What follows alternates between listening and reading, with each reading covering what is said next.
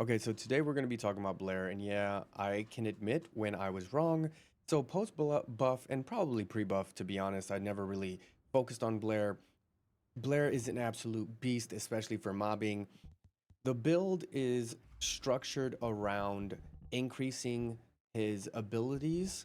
So we're going with Classic Chef. This is a mobbing build, and we're going to be focusing on increasing his passive, which is Pitmaster, right?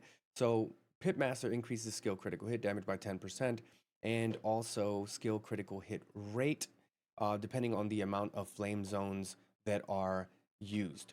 And it's stacks up to 7 max. You can go above that, but really after 7, it's diminishing returns. You don't get anything beyond that. So you get 5% for each one, totaling 35% boost in your skill critical hit rate. So with the build, we're going to be focusing on our 4, then our 1, and then using our 2 to bring back all of our MP and enable us to continue to drop those flame zones so that we can continue to increase Pitmaster and increase that skill critical hit. So with the build itself, pretty straightforward. We might adjust this a bit, but for the most part, we're basing it around Classic Chef. For the sub attack, you can use whichever one you want for now. It doesn't really matter.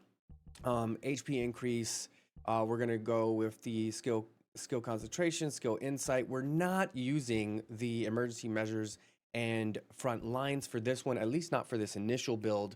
We are maximizing the cooldown here, and we're using the focus on for additional cooldown and boost to the dimension. They are dimension skills that we're using, so we're going to be boosting the dimension skill and the fire ability.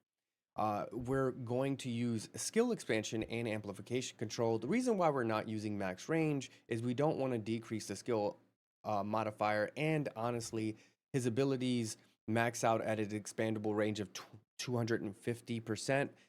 So really just 150 on top of the base 100. Again, this is a little bit confusing because it starts at 100, so this means you can only increase it by 150 with your mods. So with skill expansion, we're at 92. With amplification control, we're at 50. We are losing a bit on the back end there, but that's fine, right? It's better than using this, getting a decrease in skill power modifier, and then, being over for no reason.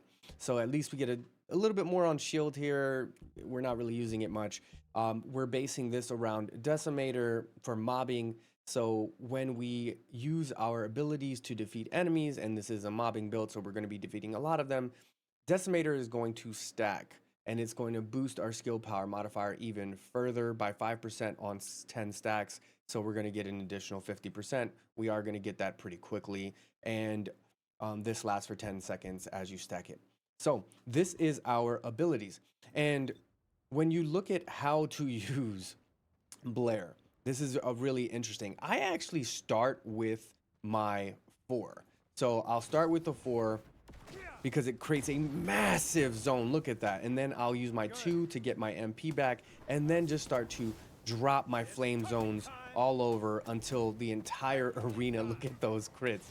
Look at all of those ticks. This is dot damage, so you're just dropping it, and then when you start to feel like you're dropping a little bit further, you're going to use your 2 to get all of your MP back. You are getting your MP as you bring those flame zones back, and you see it's just starting to stack at a massive rate. We're getting 100 per tick, and that's absolutely amazing. Like this is really fun. It's a really fun build to use, and you can really just kind of infinitely spam your MP as you can get it back. Your dog is also going to be running around picking up MP, especially in like the 400% or invasion. So you're going to have a fun time with this. So this is the build.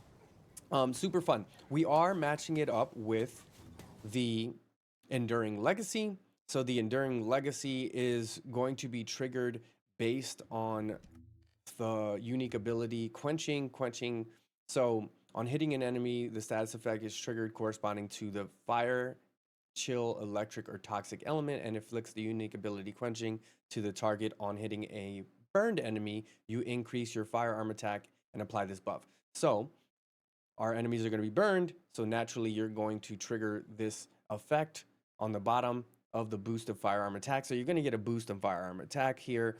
And the actual gun itself, we did switch a bit. We don't need to do any of those additional boosts for the fire conductor or any of that, because we are getting the burn from his natural abilities. So we were able to kind of put more into the gun. We're straddling around 800 DPS here. And we did experiment with a number of these in a previous live. So we did experiment with a number of different versions of this with fire conductor, heat circulation, all of this kind of stuff.